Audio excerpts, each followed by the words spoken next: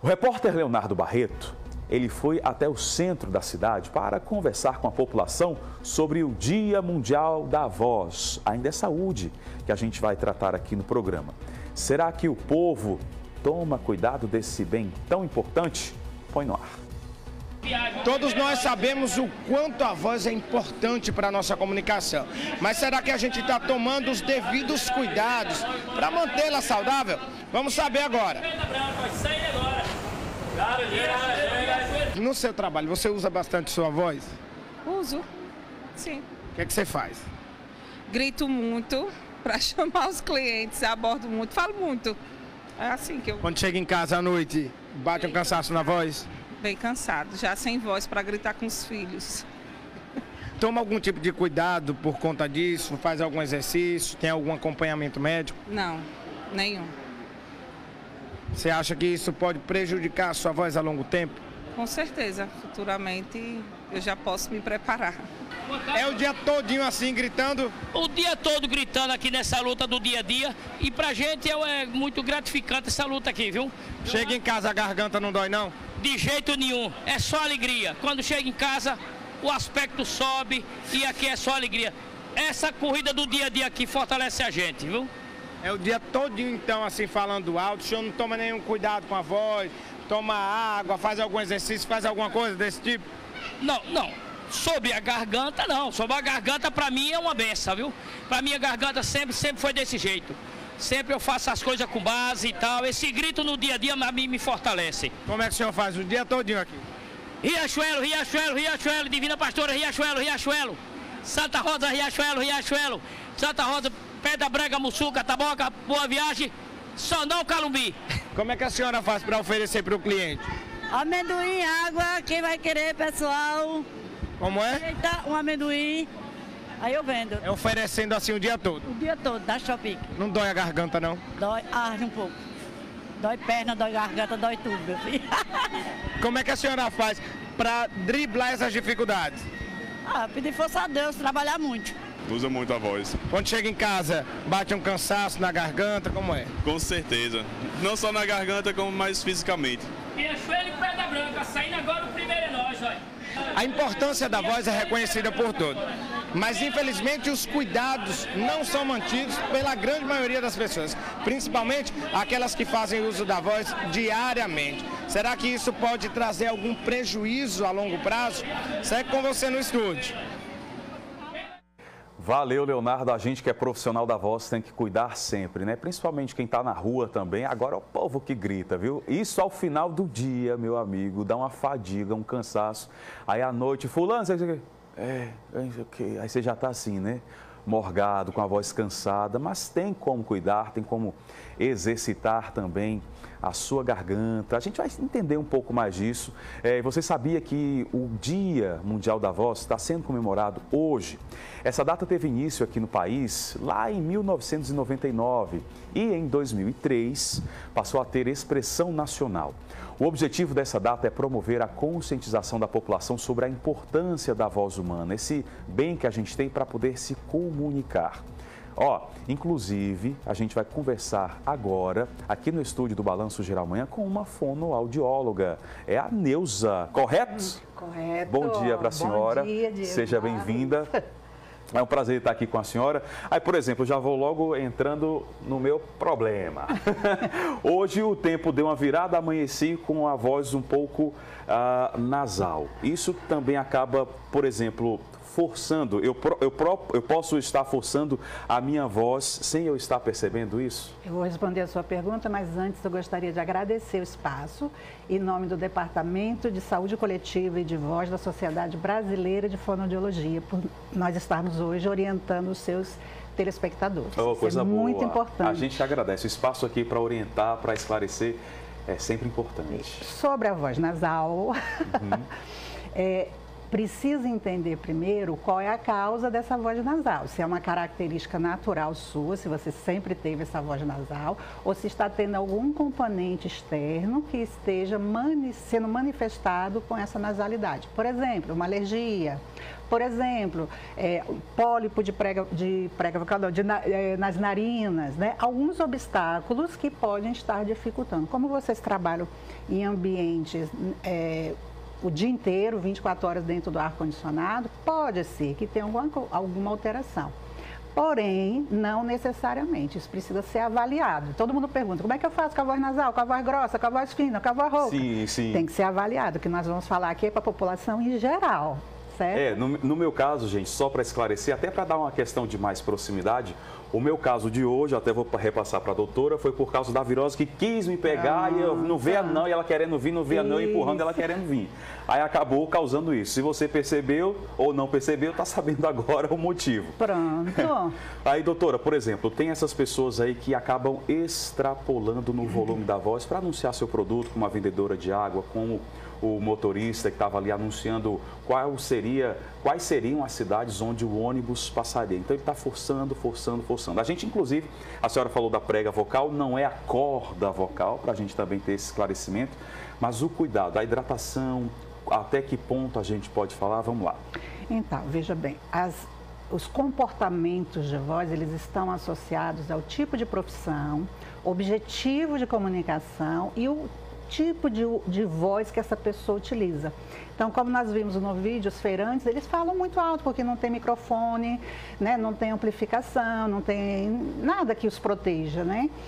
Inclusive, foi feita uma pesquisa aqui em Aracaju para a Universidade Federal de Sergipe, chefiada pelo Dr. Jefferson Dávila, otorrino, com os feirantes, e foi identificado um alto índice de refluxo gastroesofágico, porque como a voz, as pregas vocais, elas se situam na laringe, então por aqui interfere o sistema respiratório, digestório, endócrino e neurológico. Então a gente precisa analisar todos esses aspectos. Se eu falo alto, grito o tempo todo, se você tiver uma resistência, né, o nosso corpo é plástico, né? Se você tiver uma resistência de super-homem, você vai passar anos e não vai ter problema nenhum. Mas as pesquisas mostram que, por exemplo, na comunidade dos professores que lecionam de 8 a 12 horas por dia, existe 63% com várias queixas de alterações de voz. Crianças de 5 anos, uma pesquisa realizada foi do meu doutorado aqui em Aracaju, crianças de 5 anos, 26% apresentam rouquidão, alterações de voz importantes que precisam ser consideradas. Mas geralmente a criança, com base no estudo, o que foi que ocorreu para ter essa alteração? A gente imagina que criança não teria problema, né, justamente na voz. Então, o que vem ocorrendo ao longo dos anos é que todas as alterações dos adultos também estão ocorrendo nas crianças. Então, crianças que não têm espaço de escuta, crianças que não têm mediadores com o mínimo de competência para poder estar conversando com elas adequadamente a cada dia. Crianças que têm frequentes otites, rinites, laringites, né, todas as ites, mas são tratadas com chás, com ervas e não com um profissional especializado e com medicações adequadas. E outra coisa, nós temos a rede de saúde. Nós não sabemos se todas essas crianças estão sendo atendidas lá. E se elas estão atualizando seus endereços, que nós tivemos muita dificuldade de encontrar essas crianças.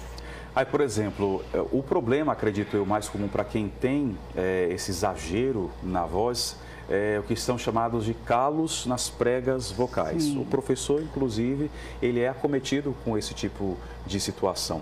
Aí o calo seria exatamente o que, doutora? Para a gente explicar para o pessoal de casa, às vezes eu estou sentindo um incômodo, aí, por exemplo, eu engulo a saliva, sinto aquele incômodo, eu que sou professor, então eu tenho que procurar um especialista, um médico, ir atrás do tratamento, mas o que seria esse problema que é mais acometido a essa comunidade que trabalha justamente com a voz na sala de aula? Então, os nódulos de prega vocal, eles se assemelham ao calo que nós temos quando usamos um sapato novo. Aquele calo seco ou calo normal? Calo normal. O calo tem várias etapas. Primeiro, você só sente que está apertando, né? Porque é o couro, né? O sapato, o material em atrito com a pele.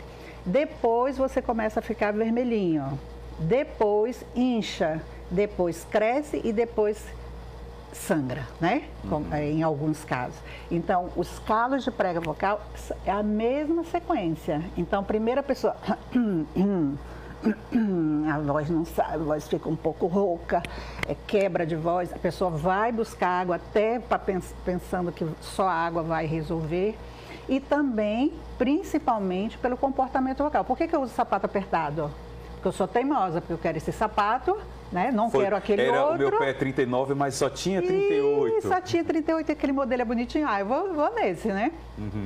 Na voz é a mesma coisa. Eu começo a falar alto, gritar, sem respirar, sem fazer pausa, sem hidratar a voz, sem aquecer a voz e desaquecer a voz, e esse calo aparece.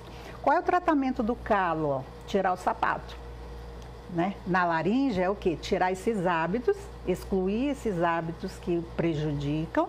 Isso através só com fonoterapia, 90% dos casos são resolvidos sem cirurgia. Agora, 10% dos casos de nódulos de prega vocal, do calo de prega vocal, ele tem indicação cirúrgica seguido de fonoterapia. Tá aí o esclarecimento. A gente, claro, tem a participação aqui das pessoas que estão mandando as suas perguntas.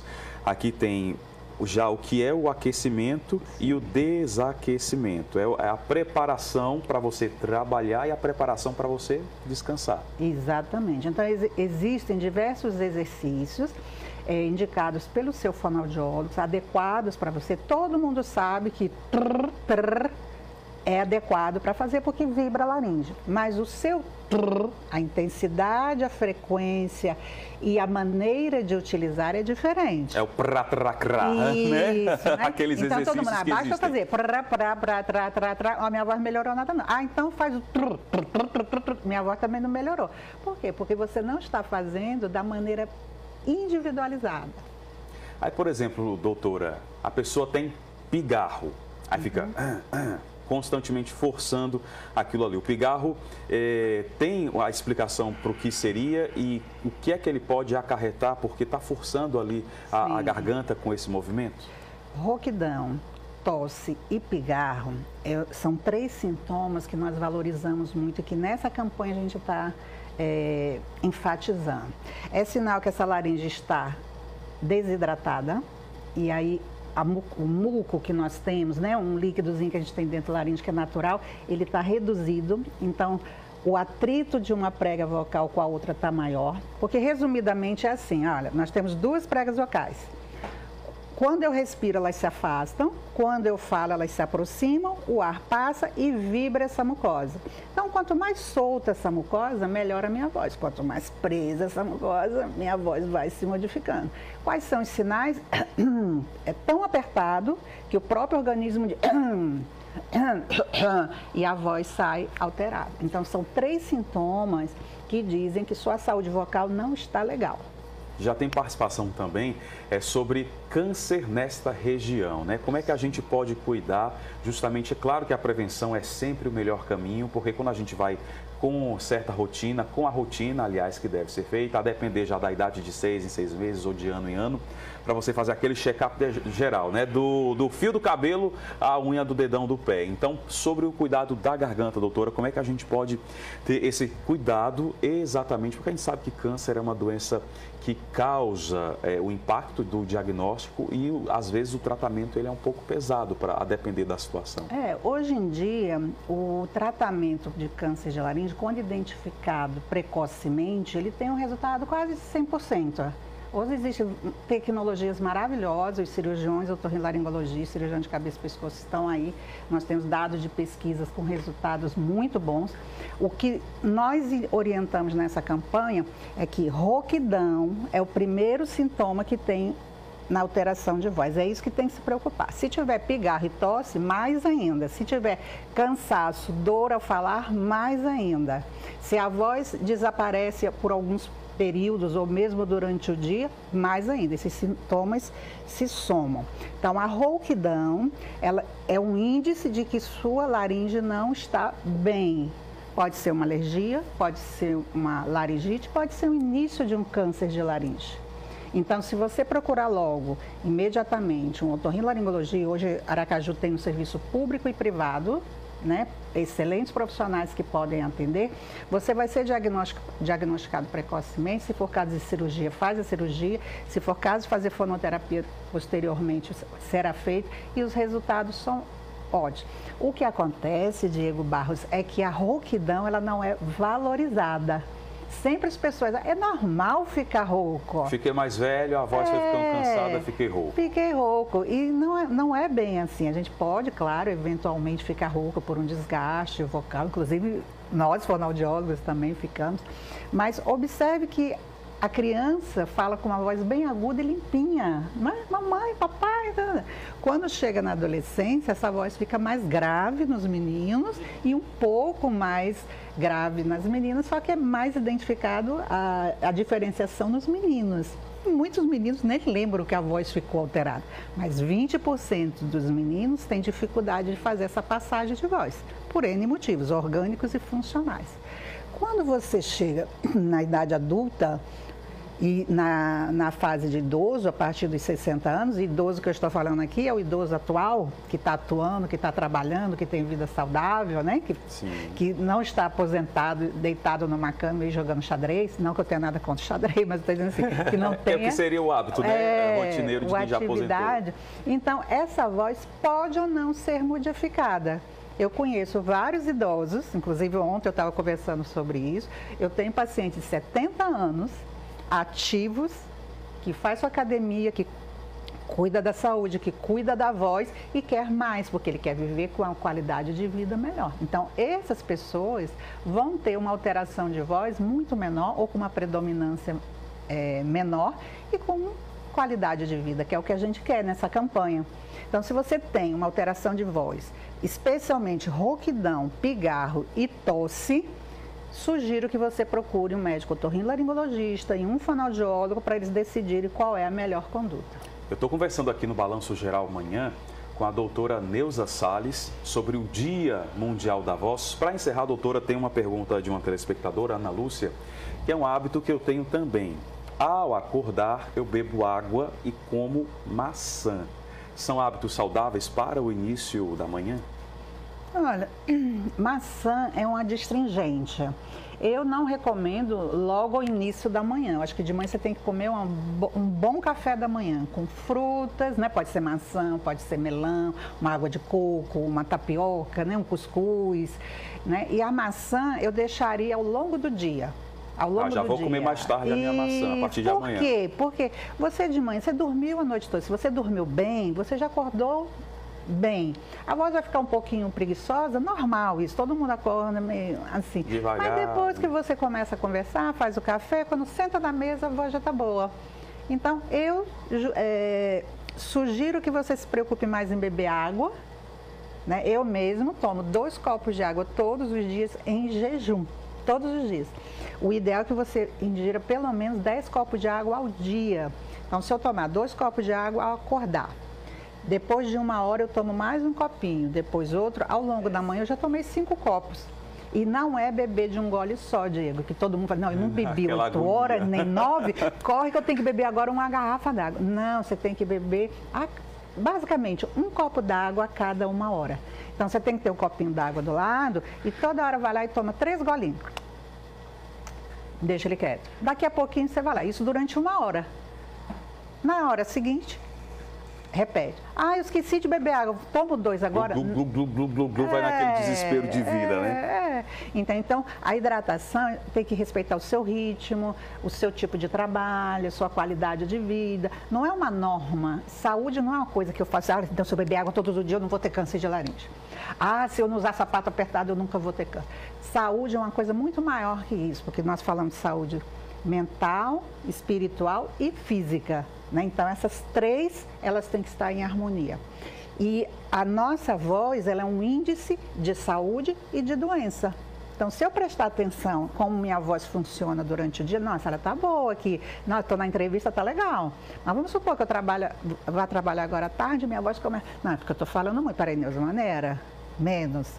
Diminui o ritmo. Reduz. Né? Então, você tem que estar prestando atenção no que você está fazendo com a sua voz. Aí, doutora. Quem é a sua voz e o que você está fazendo para cuidar dela. Muito, muito obrigado mesmo pelos esclarecimentos. Adorei, viu? Eu que agradeço em nome da Sociedade de Fonoaudiologia. Um abraço para a senhora. Bom dia. Ótima terça-feira. E para os seus acompanhantes também, os seus telespectadores. Muitíssimo obrigado.